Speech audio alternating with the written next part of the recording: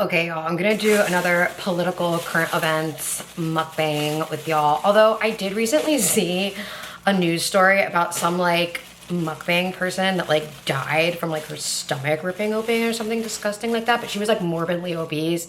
And I guess the real use of the word mukbang does mean like a disgusting amount of food. I just use it to mean that I'm gonna eat food with you while I talk, but I'm never gonna eat a disgusting amount of food like that. I'm gonna eat like a normal amount of food, and like I try to get relatively healthy food and eat normal human being sized portions.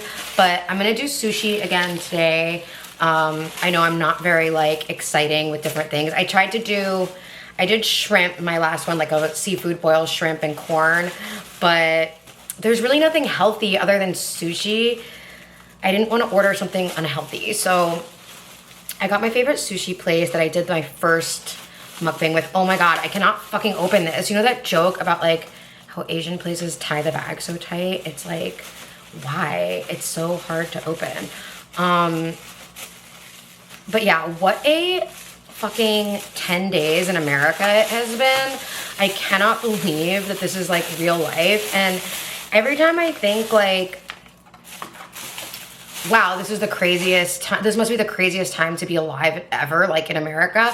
I remember that like other generations went through literal like the Revolutionary War and the Civil War and being drafted and shit and like going through Pearl Harbor and like Vietnam, and then they literally killed Kennedy and then killed Lee Harvey Oswald on like all in like the span of how long, you know? And then like living through the 60s just in general, it's like you watched Kennedy, JFK get shot, MLK gets shot, his brother RFK gets shot, Malcolm X gets shot, you know? Like it was just like, wow, they really just be like fucking shooting everyone. And so I don't know, like I was talking to my mom about it.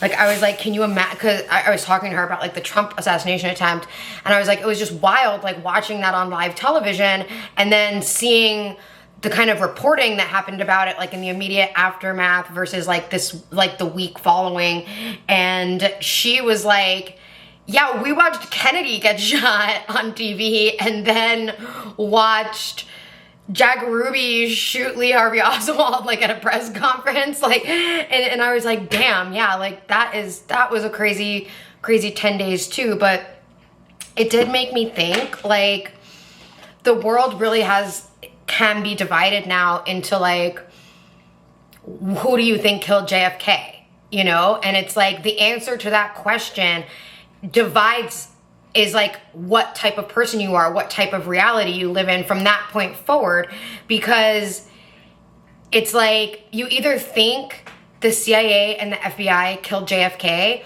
or you don't think that the government is capable of doing that kind of thing or would do that kind of thing, and you believe that Lee Harvey Oswald was a lone wolf shooter and that Jack Ruby was just some mobster who got access to that press conference and pushed to the front of the room so that he could shoot him because he just really was upset that he had killed the president, you know? Like, and it's like, it just made me think about how that is what, like, you either think that the government is capable of conducting assassinations on whoever the fuck they want, or you don't think that they do that.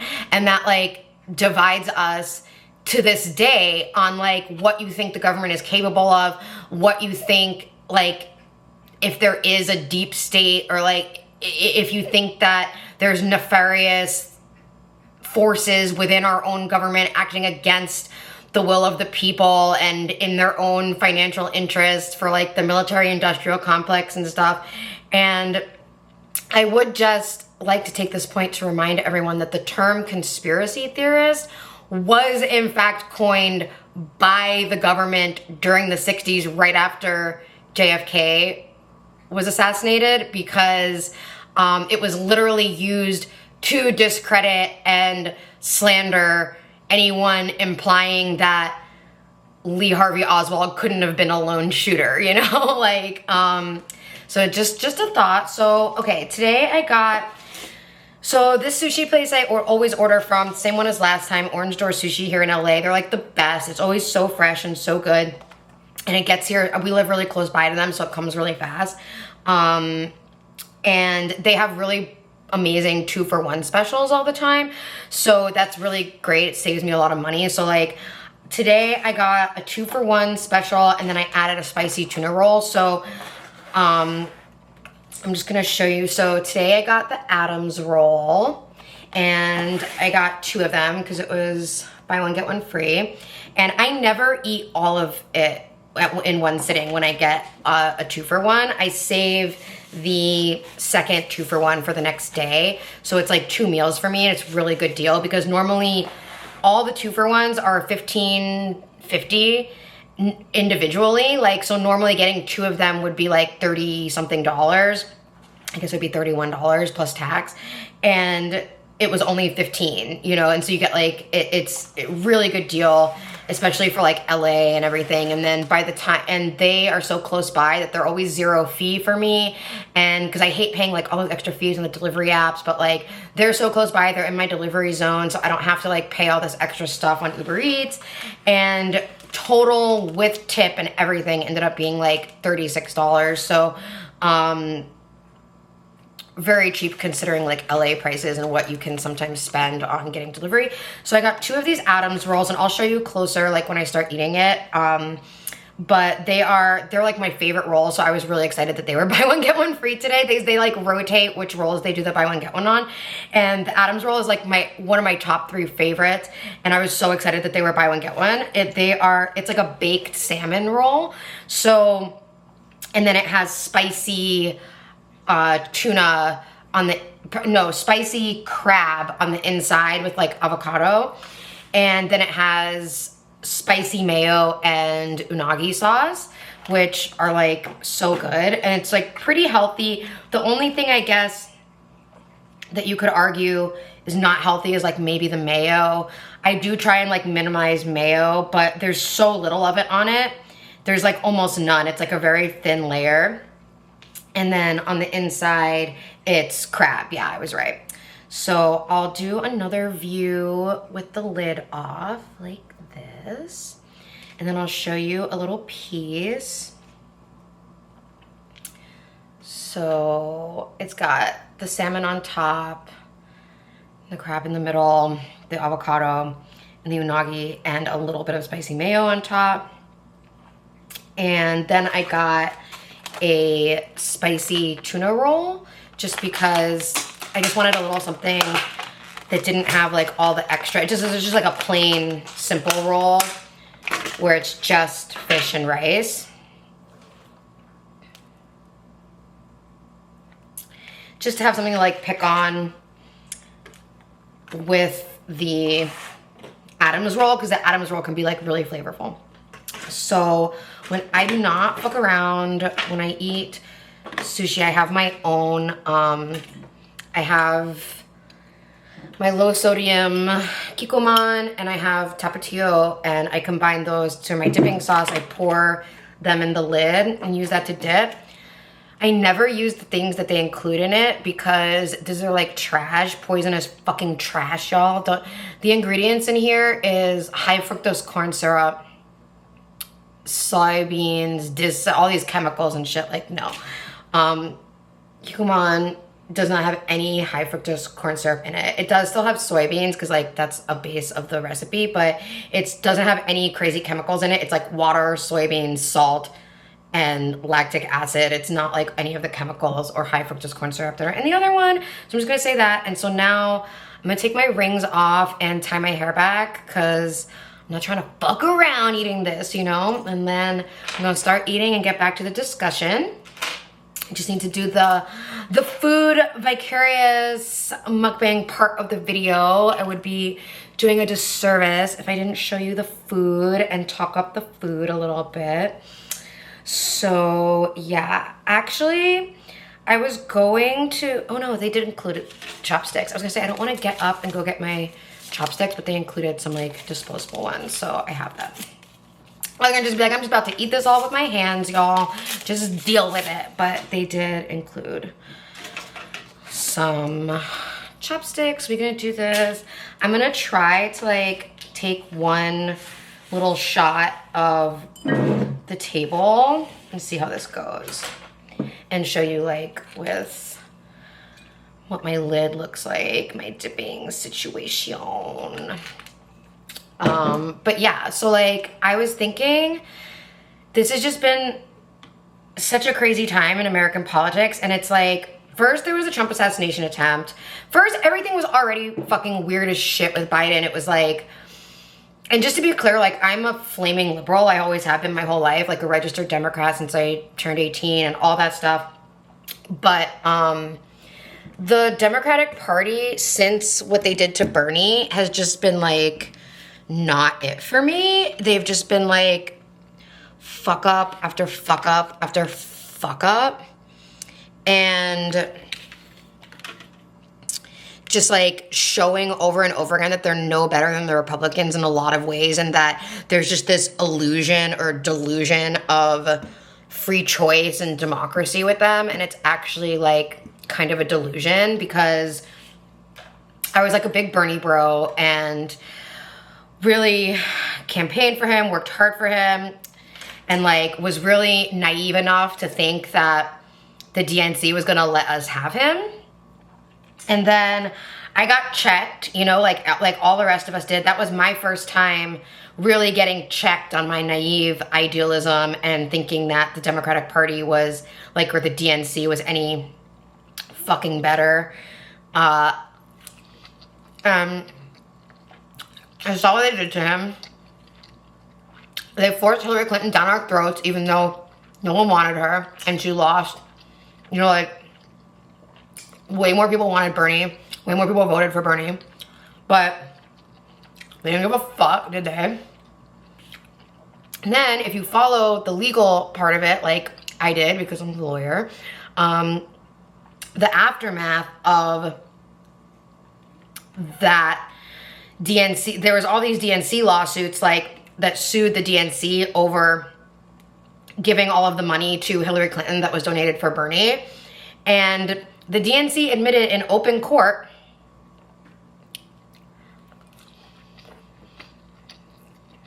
it was so good. Fuck. Damn.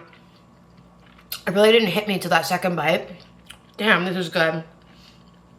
It's like the perfect ratio of rice to fish and like all the flavors. Sometimes, I know it sounds weird, like you want more fish, like it's more protein, but sometimes the ratio is off and it's like too fishy or like too much, but this is just so perfect. The palate, everything is amazing. Like they admitted in open court under penalty of perjury that they don't give a fuck, that they could just choose whoever the nominee is in closed doors without the consent or the like voting power of the people, their constituents. God. The Adams roll is so good because it's baked salmon instead of raw salmon. I like them both. But, the baked, like, it's so good. Like I don't know what they call that flavor. It's like umami or something. It's so good with the spicy crab and the unagi sauce. I'm so happy I made this decision. I almost didn't do it and was like, okay, anyway. I was almost like, just be healthy and make like scrambled eggs and don't spend any money and just do the video without food. But I'm so glad I convinced myself to order this. So DNC already fucking told us they don't care what we think. They're gonna put whoever they want up. It doesn't matter. And so I kind of lost a lot of faith in them after that. And that was the last time, like I have voted third party in the major presidential election since then, just because I was like, fuck you. I'm not gonna vote. I wasn't gonna vote for Trump. And I also wasn't gonna vote for Hillary Clinton. And I wasn't gonna vote for Joe fucking Biden either. And it's like, anyway. So I've been like kind of this excommunicated Democrat. And it's like, I'm like policy-wise, and like what I believe is like traditional liberalism, traditional democratic values, but it's just becoming like the party has strayed so far from those things that I felt like I was just completely abandoned. Like people like me were just completely abandoned for like really far radical left kind of like beliefs, even more left than I thought I was, you know, and just like straight up communist shit. And then seeing what the Biden administration has done, just like every single fuck up, it's like the Afghanistan withdrawal, everything about that was just like so horrific. Like it's so far beyond politics or like Democratic, Republican. Like that was just the most embarrassing fucking thing as an American to watch that. After 20 fucking years in the region on a bullshit war George Bush started, and 9/11 is a whole other like litmus test issue that you can really see if people think it was an inside job or if people think it was just rogue Saudi Arabians, you know, like their passports showed up perfectly unburned in like the rubble of the Twin Towers or like the Pentagon. But alas, let me not get into that too much for this one. But like, I had really started to think after it was the lawfare really against Trump that really pushed me over the edge of like, because twice in a row I did not vote for him. I didn't even want to consider it. And so I voted third party rather than do that. But like, it was the lawfare against him under the Biden administration that really like turned me a little bit like more in favor of being like, you know what? I might just fucking vote for this guy just because of how hard they're going at him and how hypocritical they've become. Like just to punish them the hardest. It's kind of like you can't keep giving people your vote who keep doing what you don't want them to do and completely going against public opinion on fucking everything and using the government in a way that like it makes everyone uncomfortable. If you don't have to like have any Republican beliefs to be like, what the fuck? They're going after every lawyer he ever hired and getting them disbarred. They're attacking him for like these stupid things that like every politician does. Like, you think Hillary Clinton didn't have any like irregularities in any of her political donations or like any bookkeeping errors or anything? These are like small time, like little misdemeanor bookkeeping things that they somehow turned into like felonies by racking them up and saying there was like a bunch of them. And they did that by claiming like every entry was fraud because something, you know, like something was called a legal expense that they're saying wasn't a legal expense. And it's like, the Steele dossier was called a legal expense by Hillary Clinton, you know, like, and they just got like a slap on the wrist and got told by a court that it was criminal that what she did, but we're not going to prosecute her because, you know, like whatever, she's Hillary Clinton. And then you see the same fucking thing, much lower tier. Trump does it, and you turn it into, you somehow turn this little misdemeanor into like felonies. And the issue at heart was a bookkeeping error. Was it a legal expense or not?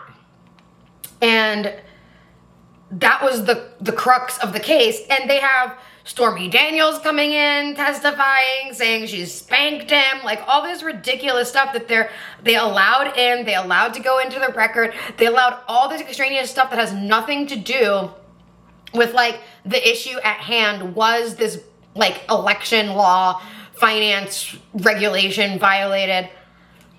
And normally, even if it was violated and you categorize something as a legal expense that wasn't, you just get like a fine for that and it's whatever.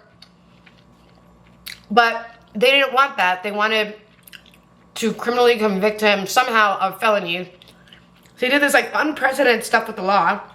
And then they disbarred every attorney that worked for him or like interacted with him ever.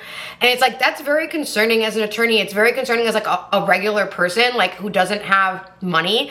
Like, that means that anyone in power, Republican or Democrat, can utilize their lawyers and the full power of the American government behind them, their Department of Justice and everything, against anyone they decide to do it against. And like, they can have your license, they can have your license taken away, you know, like the way you earn an income. He's like, I'm not anywhere near as wealthy as, well, obviously Donald Trump, none of us are, but it's like Giuliani, any of the lawyers that they disbarred.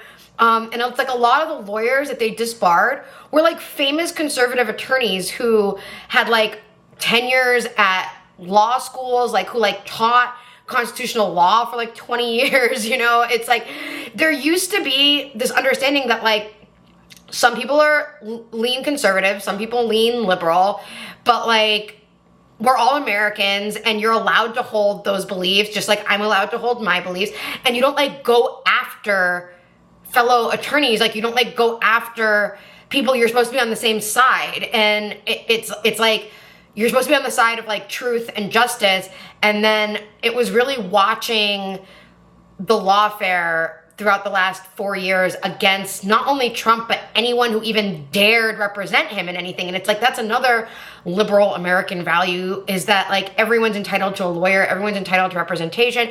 And when you represent someone, you're supposed to represent them zealously. Like you're supposed to represent them to the best of your ability and put the clients, like what's best for them, first. And you're supposed to make the best legal arguments that you can make. And it's supposed to be within the ethical rules that we all have to follow.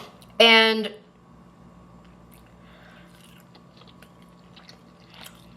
Trump's allowed to have fucking lawyers, you know? Like, this is America. He's allowed to hire lawyers. He's allowed to have people who like him.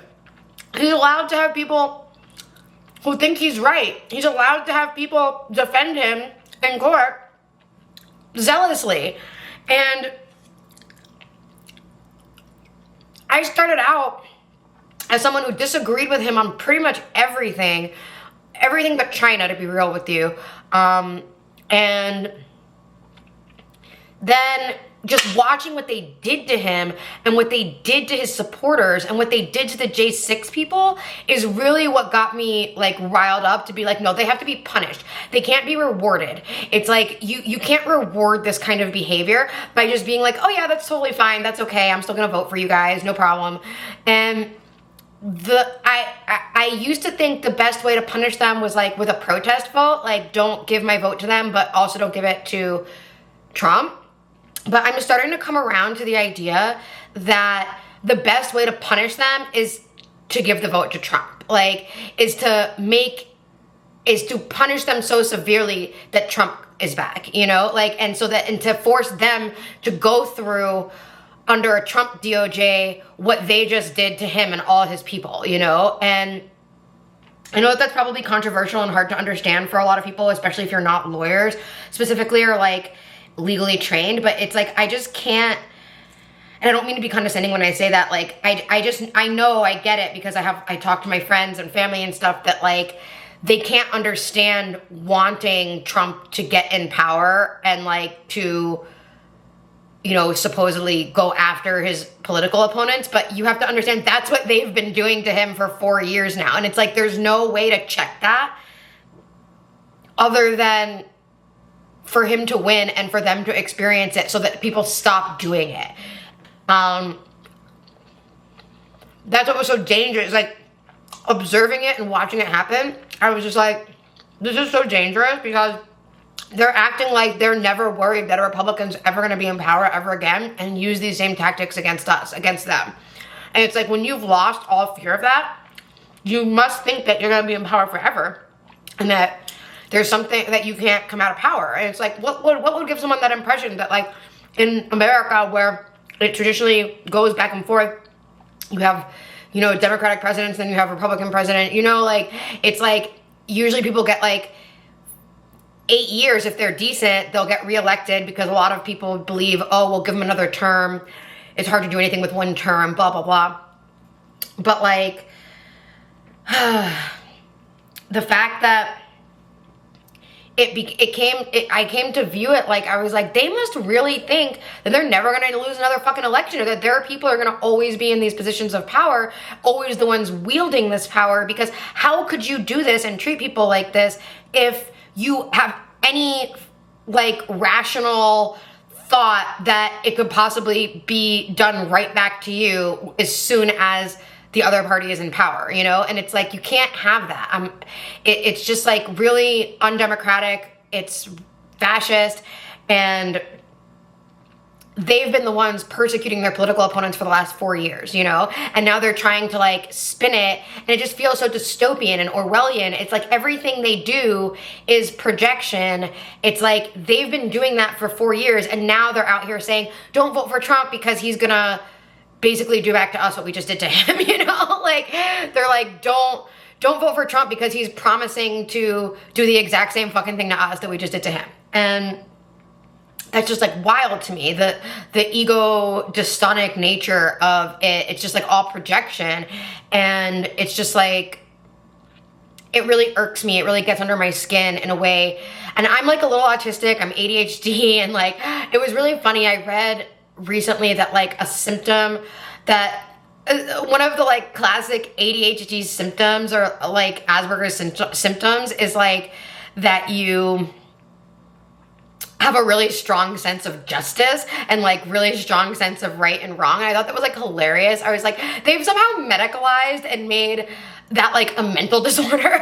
And it's like, but it is true also. So it's funny because it's like, I just have this really strong sense of right and wrong that I really can't be shaken in. I don't care about like parties. It's like when you're clearly doing something wrong or completely hypocritical, I can't tolerate it. Like, I can't stand for it, and I can't reward you for it. You know, like I can't reward someone for like 4 years of lying to my face, spitting in my face, and like treating all Republicans and all Trump supporters like the scum of the earth, calling them Nazis. Like, they're the ones with this inflammatory rhetoric that has painted an entire like half of the country. And this is like coming from someone, I'm queer, like I'm traditionally like don't agree with any of their like platform values, of like traditional GOP platform values. Like I'm with liberals and progressives on like almost everything, but I can't watch you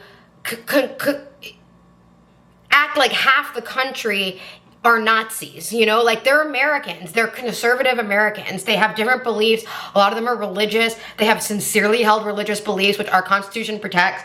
And it's like, even when I was an atheist, which I'm not anymore, thank God, but even when I was like really mentally unwell and a complete full-blown atheist, I still really respected people of faith and understood, because I was raised Catholic and I had a lot of friends who were strict Roman Catholics, devout Catholics, and Christians, like that you can have sincerely held religious beliefs, and it doesn't mean that you're like hateful. It's a sincerely held religious belief, you know? Like, and the fact that like that's just been lost, and the way they've portrayed half the whole fucking country as being like white nationalists and Nazis, when that's just not true. And it's so divisive and makes it so difficult for like us to see the humanity in everyone. And it's like, and then you do that for 4 years, and then you act shocked when someone takes a fucking shot at Trump. And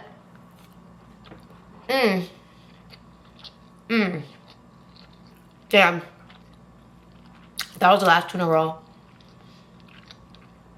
Spicy tuna roll. Damn, it was so good. But like, you have someone, in the last 10 days, we had someone take a shot at Trump, and then all the crazy shit that comes out about that, and the idea that like, it's kind of impossible that this fucking 20-year-old kid did this on their own. Now we know for certain. It's not even like back when JFK happened and we didn't have all this data like immediately afterwards, where it's like, now we know for certain that the Secret Service and the local police officers had identified this motherfucker for like 30 whole fucking minutes, maybe more. I'm being generous with the 30-minute estimate because I saw one report that said he had been identified up to like 3 hours before, but then I saw another one that said like 30 minutes is when he really started being on their radar as like possibly a threat, where like he had been seen walking around being weird and shit, but like it wasn't until 30 whole minutes before Trump took the stage that they realized like he's up to something, or they're like watching him and he's like climbing a roof, scoping the roof out, and that kind of behavior. And that is just truly mind-blowing to me, like as an American and as an attorney. And I've since talked about this with my brother, who was like a retired Navy SEAL, and he completely agrees with me, and I respect his judgment in these kind of things very much. That's why I asked him, because it's like, I was like, am I being crazy? Am I being like a crazy conspiracy theorist? Or like, is it literally impossible that this guy acted alone and without the complicity of the Secret Service? And my brother was like, yeah, it's really not possible. Like, it's like a 0% possibility when you factor in all of the variables and the circumstances that we're talking about. Like, you're talking about them just letting him take a shot at Trump. And imagine the chaos that this country would have descended into if that had been a successful shot. And it's like, that's not good for anyone. It's not good for the country. And then now we know that the very next weekend, Biden fucking dropped out, you know? Like, it's like, to imagine a world where Trump was killed and the RNC hadn't announced his VP pick yet, and now the RNC and the entire Republican Party doesn't know what to do, and they're in complete chaos, and they're trying to find both a nominee and a VP pick in time for their conference, which was like that week, like in 2 days, you know, like, and it's just like, and then Biden drops out within 7 days because he finally gives in to the pressure of people being like, you're too fucking old, bro. And it's like, you would have had both parties in complete chaos putting up tickets that no one fucking voted for. Like, this is my thing. It's like, how can you be okay with what the Democratic Party has done? And this is as a lifelong Democrat. I'm still registered Democrat. It's like, how can you be okay with what they've done? It's like, even take out the Trump everything. They really refused to hold primary debates, refused to hold primary, like real primaries. Like, everyone wanted it because everyone was like, Joe is too old, and you all are fucking crazy if you think that they didn't know and that everyone around him didn't know he was too fucking old. It's almost like they sacrificed him. Like, they were like, you know what, we're gonna keep running with him, and then we're gonna let him do that debate, and that's when it's gonna become obvious to everyone, and we're all gonna act like we didn't realize it was so bad until that debate. But it's like, they fucking knew. I mean, it's possible that maybe they were like, all right, give him a chance at the debate and see how he does, and if he does good, then maybe we won't full-blown sacrifice him. But like, they knew he wasn't gonna do fucking good. Like, he can't fucking speak. Like, and it's like, these same people gaslit us that he was completely fine, that he was sharp as ever, that he'd never been better, never been sharper. Kamala Harris was out here saying, like, I talk to him every day, and world leaders call him on the phone for advice because he's just that smart and sharp, you know? And it's like, bullshit, bitch. There is no one calling Joe Biden for advice. Like, just try and imagine that. Like, try and imagine, like, a world leader, like, try and imagine the Prime Minister of the UK or, like, anywhere, and they're like, you know what? I need to know what Joe Biden thinks about this. Like, I need to get Joe Biden's input on this. Like, get the fuck out of here, bitch. Like, nobody has been calling Joe Biden.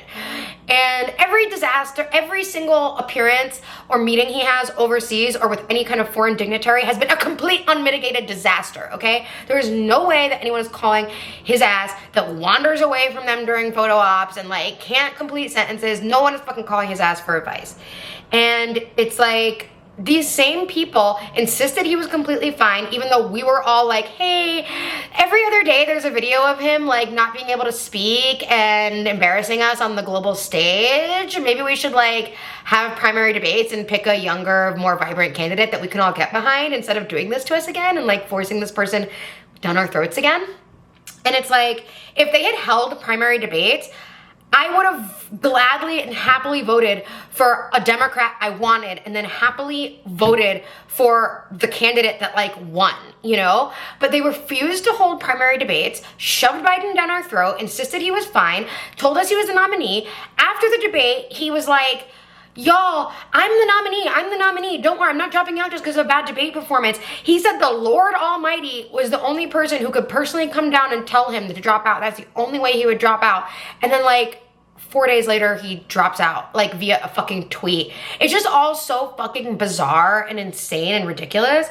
And I just can't imagine rewarding the Democratic Party for it. Like, you guys didn't give us primary debates, didn't give us a real primary, and the ticket itself, Biden-Harris, that ticket itself was an undemocratic ticket. Like, I had already checked out of realizing that they were not a democratic process because of what happened with Bernie. Like, so that was why I prefaced this with that, because like that was my awakening moment where I realized, oh, they don't give a fuck what the constituents want or what we think. Like, they're just gonna pick who they want based on like donors and like financial moneyed interest.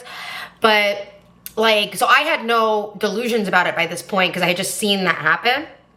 But like, think back to the primaries in 2020, and Biden, Harris were the two lowest performing people in the debates. Like, every single Democratic voter preferred everyone else above them. They were the two lowest ranked people, and somehow the two lowest ranked people ended up as the presidential and vice presidential on the ticket.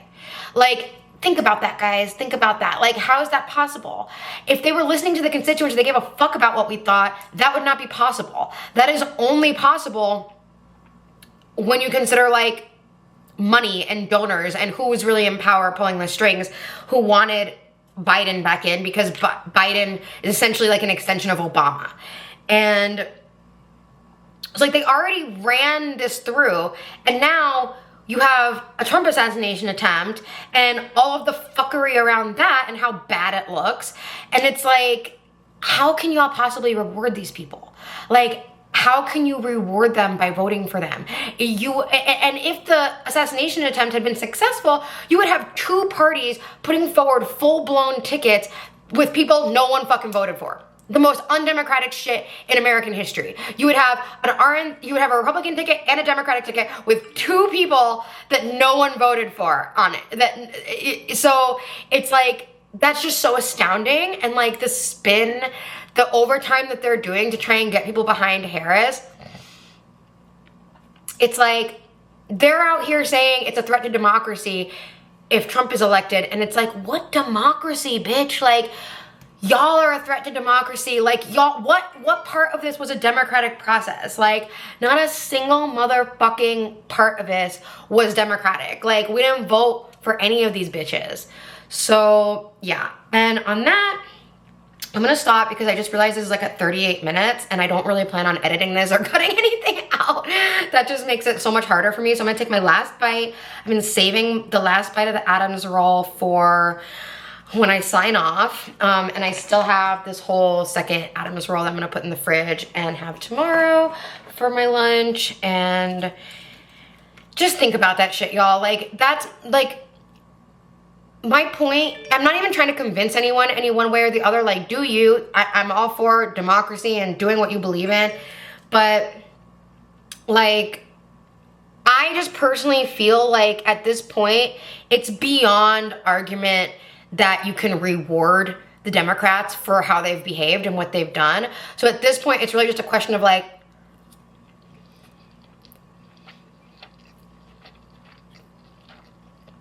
what punishes them more and is more in line with my own values? Like, is it voting for Trump or voting for like Cornel West, you know? They're both fuck you votes to the Democrats, but it's like I have to reflect a little bit more on like which one is truly more of the fuck you, we can't let you win one, you know? I think in my heart, I know that like the third party candidates obviously like don't stand a shot. It really just is like a protest vote. But voting for Trump actually gives your vote to someone who has a chance at winning instead of them, you know? But it's like, obviously you have to reflect on like what that means and everything. But I will just say before I sign off that I do think that the Project 2025 shit is like really overblown and bullshit, because that is not Trump's campaign. Like, I think that the mainstream media have really done a good job of like brainwashing everyone. Like, so many people are so uneducated about how government actually works, or like what are within the powers of each branch, and like how this works. And Project 2025 is just this like stupid ass book of wet dreams by a bunch of Christian conservatives at the Heritage Foundation. Like, it's not anyone's official policy. It's nothing that Trump has approved or like done anything with. Like, he's even come out and said, like, I don't even know what the fuck Project 25 is. Like, that's not mine. That's the Heritage Foundation, okay? Like, that's a group, a very politically conservative Christian group that came up with this shit, and they paid their people to write this shit up. Like, I agree that there's a lot of horrifying shit in Project 2025, but you have to understand, like, what's real and what's not. Like, that's just a bunch of, like, goals for the Heritage Foundation. It has nothing to do with actual policy or how anything actually works. They would never be able to actually implement those things. Like, you have to do those things legislatively. You can't just do them by agency, especially now with Chevron being overturned. Like, I know that's a whole other discussion I don't have time to explain, but like, no head of an agency with Trump can just be like, I like, with the stroke of my pen, and because I say so, I just like ban trans healthcare, you know, or like I just ban you know, trans in the military, or like whatever people are afraid it's gonna do. You have to do that stuff legislatively. There's never gonna be enough votes to do that. There's still Democrats in both houses of Congress. You know, like those things cannot be done just like by the executive branch on their own. Those things have nothing to do with just like Trump being elected in and just like whoop doing it. Like, that's not how the government works. And I don't have any fear of any of those like more radical things that I do find horrifying. Like, none of those are ever gonna pass. None of those are ever gonna get through the legislature. It's just like a non-possibility, but they're just using it to scare everyone and fear monger everyone and use that as like a wedge point issue. And so it's like, I will be upfront. Like, I agree that shit is all stupid and horrifying, but like, it's not real. Like, it's just some book that the Heritage Foundation wrote, like a bunch of political theory on their part. So I am still kind of like reflecting on and praying on what I'm gonna do. I haven't like fully decided yet, but I just know, fuck the Democrats at this point. And you can't, and then it's like when you add on the fact that Trump survived this assassination attempt in such like a crazy fashion.